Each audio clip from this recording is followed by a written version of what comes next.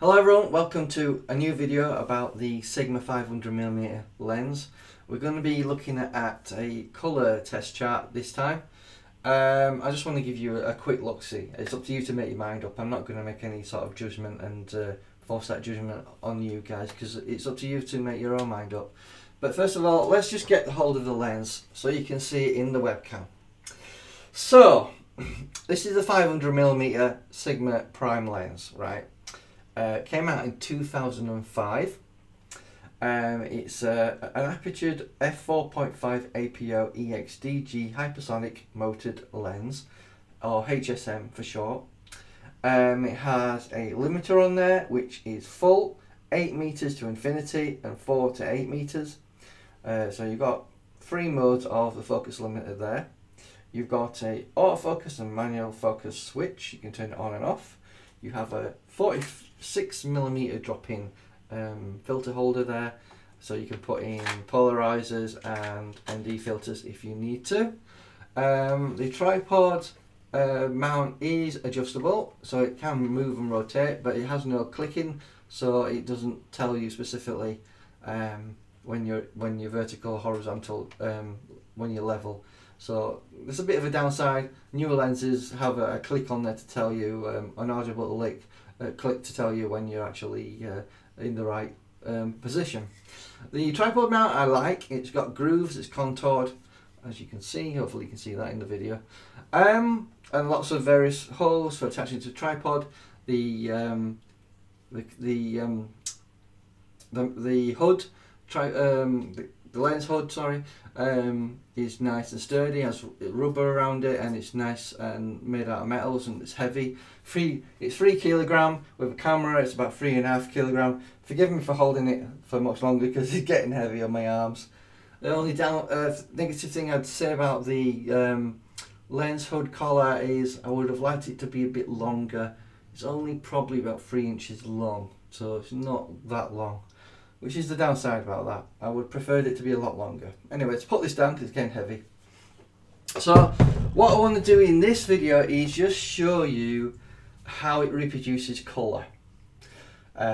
So we've got 4 apertures, as we have had in the previous video regarding the sharpness test. Check that video out please if you want to check the sharpness of this lens out. So we've got f4.5, 5.6, f8, f16. And we're going to be checking the results on the 90D as well. This is the EOS R mirrorless camera full frame. It renders images at 30 megapixels, and we're using JPEG images at the moment. I'm not using RAW because I need to update my software to be able to use the new RAW files. But for the time being, we're going to check out the image quality here and look at the colours. So really, I just want you to have a good look and make your own mind up whether you think the colours are good. So f4.5, I just want to really show you the colour swatches really, in terms of the quality. So personally, looking at it at f4.5, it does seem a bit dull, less sharp. We can zoom into the fruit here. You know,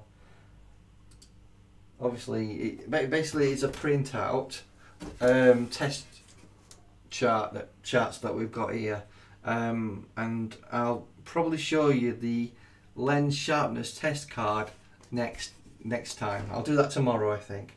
But at the moment, I just want to show the colours. So that's f4.5. Make your mind up if you like that or not.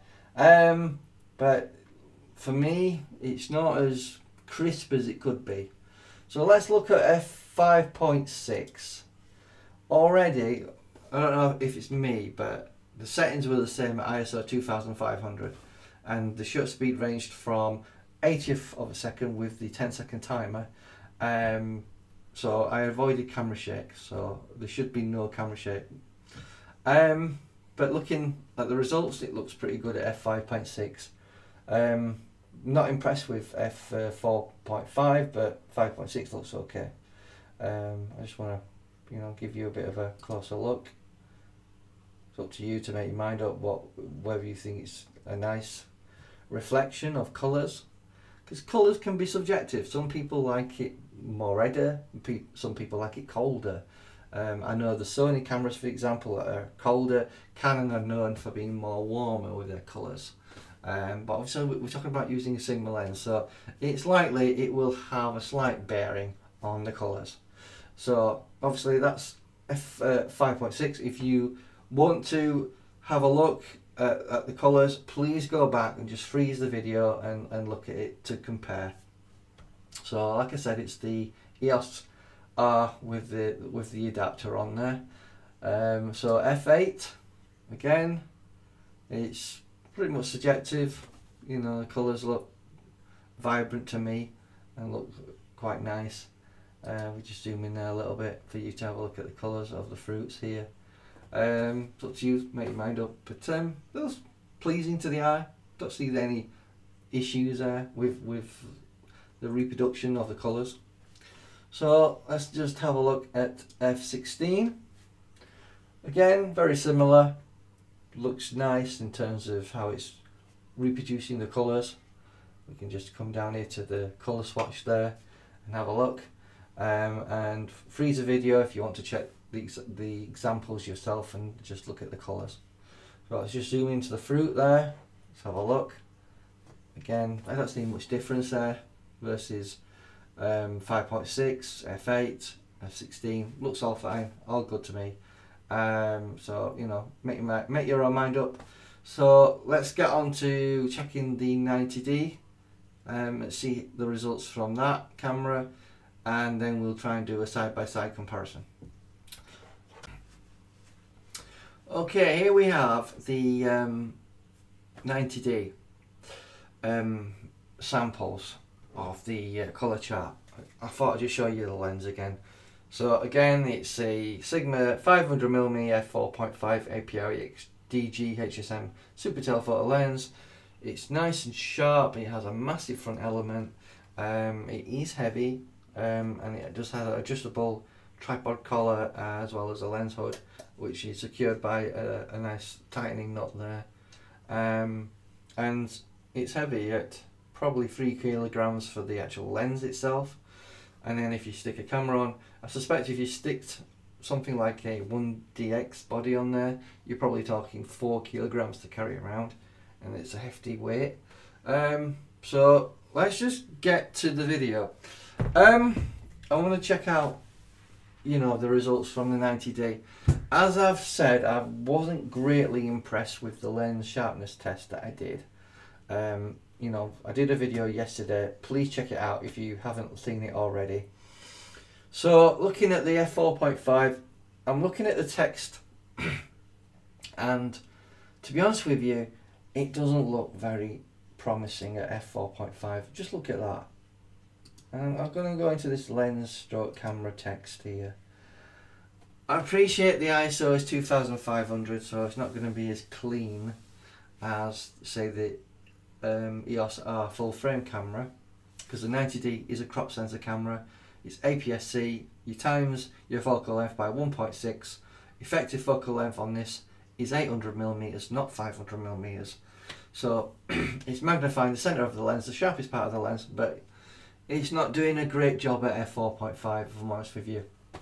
And to be honest, I think the colours are quite dull at f4.5 as well. But it just looks too soft at f4.5 on the Apsc. I just don't like it at all. But this isn't about sharpness, this video, it's about colour. So let's just have a quick look at the colour. I'm not going to talk about it in too much depth because it's up to you to make your own mind up. Have a look, see if you like it or not. When I look at the board here, it just doesn't seem vibrant. It just doesn't seem bright enough. Now, I don't believe it's something to do with the exposure. I just don't think it reproduces the colours properly at f4.5. So let's have a look at f5.6 after I've zoomed in a little bit.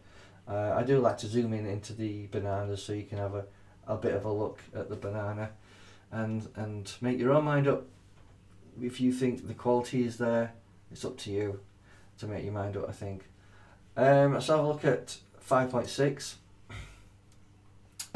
Looking at the test chart at 5.6, it seems better, and even looking at the lens, camera, text here, it's slightly better, but not by much.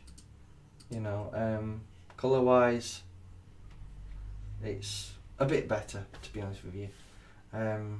But again, it's up to you to make your mind up. So let's have a look at f8. Looking at the text, it seems better. You know what I'm going to do? I'm going to go back to 5.6 and go in there. Maybe this would be a better test. Let's go up to 100%. I'm not going to focus too much on sharpness, but I do want you to see this. This should give you an idea. Right, so f4.5. We're going to focus on the lens, strut, camera, text that's in bold here. So looking at that at 100%, it doesn't look very great. Now, I appreciate there's a lot of grey in there because ISO 2500. But let's have a look at 5.6. Looks slightly better. And then f8. Slightly better again, but it doesn't quite look sharp enough to me. But again, let's go back to the banana so you can have a close look at f8. What do you make your mind up whether you think that, do you like the colours? So let's go to f16, have a look at that. f16, I must admit that at 2500 ISO it isn't giving a great result, in my opinion. I just think it's a bit not quite there, you know. Colour wise, it seems reasonable. You know, Canon does tend to err on the reds more than the blues.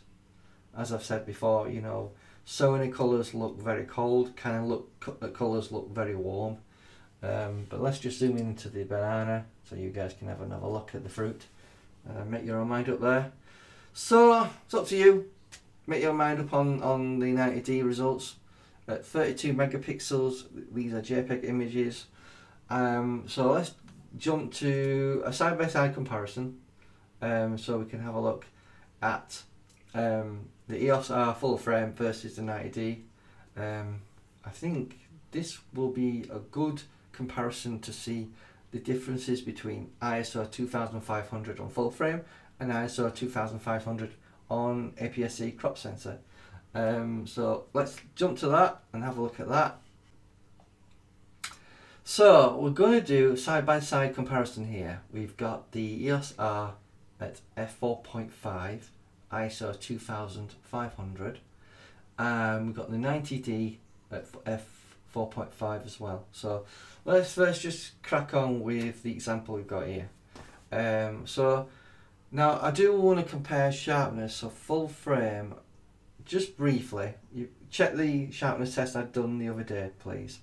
But this may be a fair comparison. As I said previously in that video, where I've said that the full frame seems to work better than the Apsc, because I think the Apsc is more challenging on this particular lens.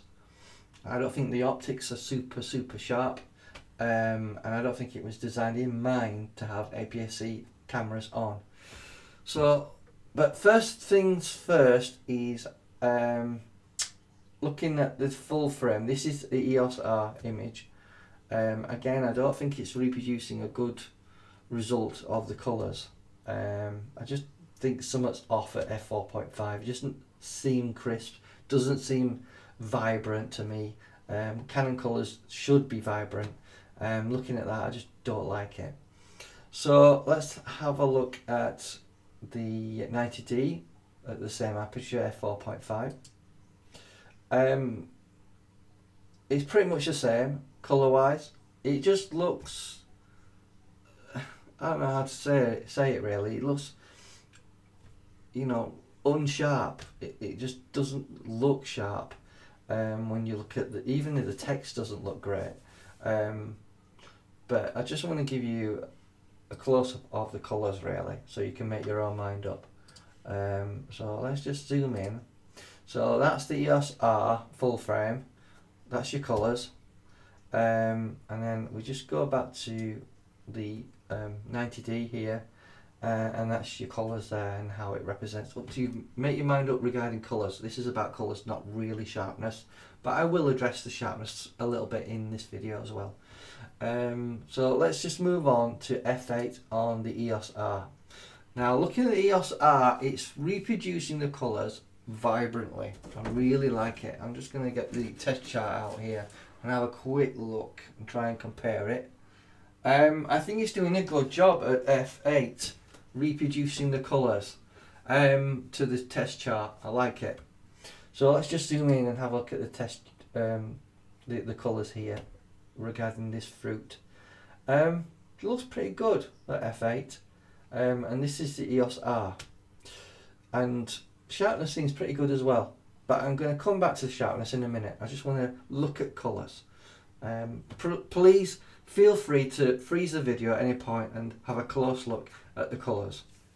You can, if you're watching this on YouTube in a small screen, you know, mode, you can always click the small box at the bottom that will enlarge the screen at HD quality, and you'll be able to see colours and sharpness in better detail. Just remember that. Anyway, let's just have a look at the 90D, see how that's reproducing at f8. Colour wise, it looks like it's reproducing the colours fairly, but I don't know, sharpness doesn't seem there. The crispness of Canon colours ain't coming to me here, and I just think that APS-C is very, very challenging on this particular camera, and this camera lens, sorry. I would recommend that you don't think about cropping on this particular lens. I just think the sharpness isn't quite there, but let's address sharpness, and we'll come back to that. Well, anyway, at f8, let's just zoom into the APS-C. So that's APS-C, that's full frame at f8. So you make your mind up, which do you prefer? I prefer the full frame, if I'm honest with you. So there is some truth out there in regards to that full frame is better for giving you better results. And if you're doing portraiture photography, I think I would advise you to go towards a full frame camera rather than an APS-C camera.